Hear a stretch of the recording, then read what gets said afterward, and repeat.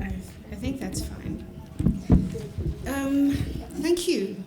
Hi, everyone. This is a remarkable honor to be among such remarkable women. I think I've been invited very kindly by Ernestine to share a story, which is a remarkable story of resilience of women who have changed lives. And I think to be among, all the women here is to be among women who've changed lives. And I'd like to just make a special welcome for two women who are guests today from the Pomona Project Twanano, Virginia Ngobeni and Constance, who are here, who represent a remarkable movement of women who have made products from waste and from nothing.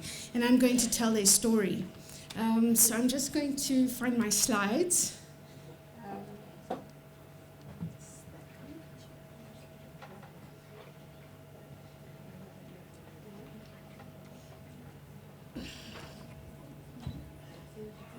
So I hope you can all see the images. But so I teach in the visual art department and the Faculty of Art Design and Architecture. And I believe in the power of art to change lives, to save lives and to enhance livelihoods, and to initiate and participate in social movements. In fact, the famed educational theorist John Dewey claimed that the arts are the most powerful mode of communication that exists. They facilitate exchanges across differing worldviews and connect people across chasms of deep and complex situations. So the story of Pomona, let me see, is that forward? Is a story of community engagement at the University of Johannesburg. And in 2000, which is 15 years ago, we were still at the Wits Technikon, and we received a grant from the Department of Arts and Culture, where most universities and higher educational institutions were challenged to say, what kind of skills can you bring to support job creation in rural communities? And I had a research project and on paper making, and we proposed that handmade paper from plant fiber and waste paper can create livelihoods.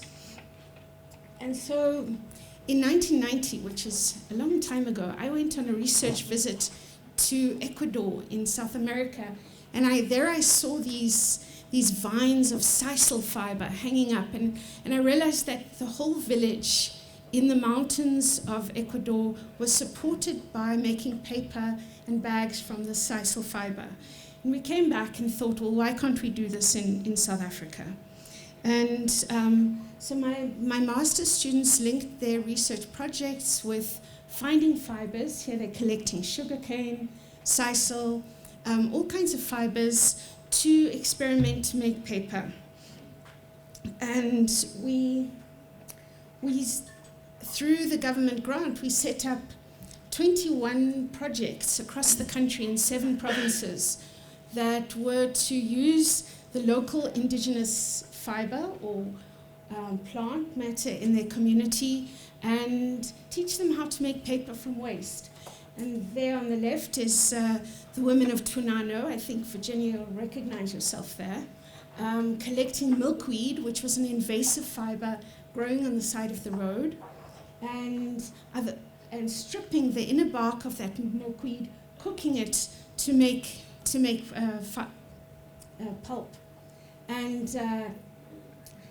Twanano was situated in Ivory Park. There were no formal houses.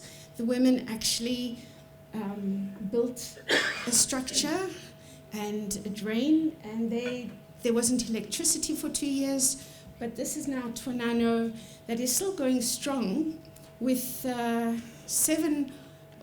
of the original women from 2000, so that's 15 years later. It's still going strong. Here's other examples of cooking paper. So how you make paper is you collect the fiber, you strip it. This is banana fiber in Ilim, in Venda. You strip it, you cook it, and then you pulp it. So if you don't have electricity or a machine, you hand stamp it. But if there's a beater, you can beat it or pulp it. And then you pour it in a vat and cast a sheet. And at the university, we started a paper-making research center, and one of my students were looking at invasive fibers suitable for paper-making, and another student looking at archival art papers. And we still have a mill on the Bunting Road campus that makes acid-free papers for artists, and looking at the archival industry in South Africa. This was the original group. And that's a Hollander beater. Now a beater, again, this is an industry that isn't indigenous to South Africa. We worked with the Department of Engineering at the university, we worked with the chemistry department, and we designed this interesting beater that beats cotton and pulp. So of the 21 projects over the last 15 years, many of the women formed cooperatives and still somehow make a living, whether it is moving away from paper or in food gardens or sewing. But funding stopped after 4 or 5 years, but the resilience of the projects is remarkable, which makes me think that it's not just about money, but it was for the women a kind of dignity of handing down a way of working where there wasn't any employment, there wasn't any jobs in their communities, but they did things for themselves. And many products were developed. We worked through with all kinds of departments at the university to develop new products. And this is a product called Pomona Pets. And Ernestine very kindly, as a support of a project, has purchased Pomona Pets from Tuanano as gifts from community engagement.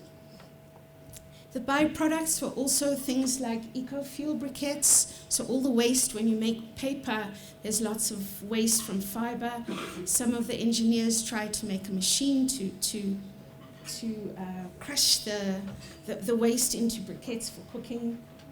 Wasile is another project in the Northwest that's still going on its own resources. And many master's projects came out of it. This is a master's student who's now a lecturer at the University of KwaZulu. His project was to create a march for environmental conservation, and involved hundreds of people making paper casts to protest pollution. Product development, murals. But in about 2006, Pomona paper suffered huge losses through the HIV pandemic. And with the help from funders, UNESCO and the Ford Foundation, we conducted a campaign for HIV awareness, trying to get people to test and to have access to medication. So there were many strategies we used working with women in all kinds of arts and crafts areas across the country, training. And if you think about the kind of impact of the HIV pandemic, Shawi papermaking was in KwaZulu, and of that whole group of people, 9 of the women passed away. So just to think about what kind of resilience it took for the leader of that project to so determined to keep it going. And we went through projects using visiting students, collecting stories, interviewing people. So understanding the myths around HIV and AIDS that really stop people from disclosing their status. And so we used a range of visual methods like Photovoice, using a camera, giving people cameras, collecting their stories, and really some very powerful images came up. And we decided then to start collecting these stories. For instance, this is a woman in the Free State, Masa Chaba, and her photograph, she took a photograph of her hands and she says, I took a photograph of my hands, I trust my hands, I work with my hands, I eat with my hands, I feed my children with my hands, I am a hands person, I help sick people. And I think those are just so symbolic of the wonderful kind of power of the women of Pomona. So we collected these stories and put it together in a book, which we called Women of Purpose. And the book pays tribute, and I think there's also some gifts for people, but the book here pays tributes to the 23 founding women of Pomona Paper, who somehow, over the years of very little resources, limited funding, are still going, are still becoming leaders in their communities, and are very inspiring stories. And one of the art methods that we used in terms of telling stories and using creativity is called paper prayers, where each woman made a small artwork and then explained their artwork.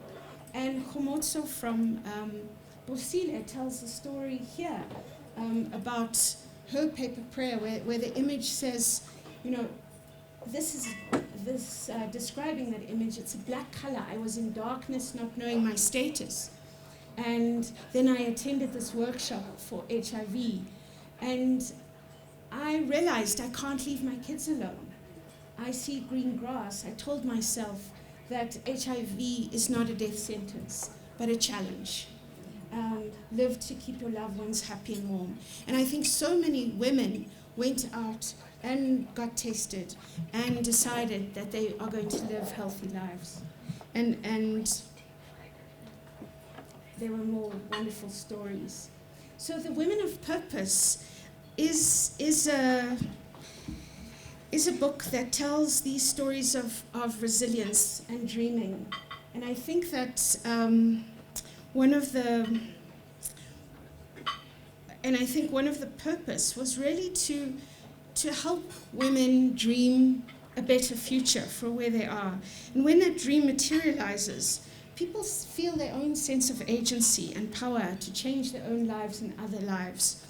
And just to tell you one short anecdote about the power of dreaming, I used to take my students to some of the projects to do workshops, and we would ask everybody to close their eyes and dream where they're going to be in 5 years' time, and what would they like their lives to be. And in one of the workshops, one of the women said, in fact, in 2007, she sent me a text on my phone, and she said, Kim, remember when you came to our village in Elam, and we all dreamt where we will be in 5 years' time? Some of us said we wanted a car, and everyone laughed. Well, you said, what color will your car be? Well, today I got my car, and it's blue. So, and that text, and I think that story kind of tells the impossible, the founding women of Pomona Paper, that it is a story of creativity and resilience, and one we can all learn from. The women's voices are real jewels in the project and gives expression to their power. And I think some of the lessons that we can learn from Pomona is first, to understand ourselves, we need to be able to aspire and dream different possibilities for our future. And certainly the stories we've heard today, I mean, the inspiring stories of Mum Sophie and Mum Flurry Daniels really kind of gives us that in such a powerful way.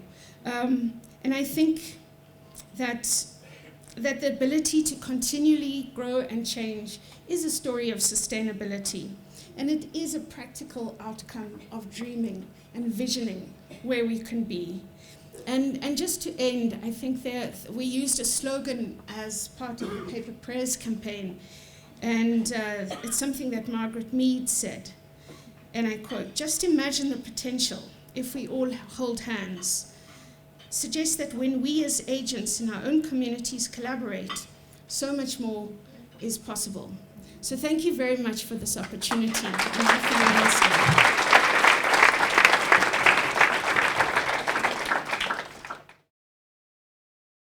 The University of Johannesburg. Rethink, reinvent.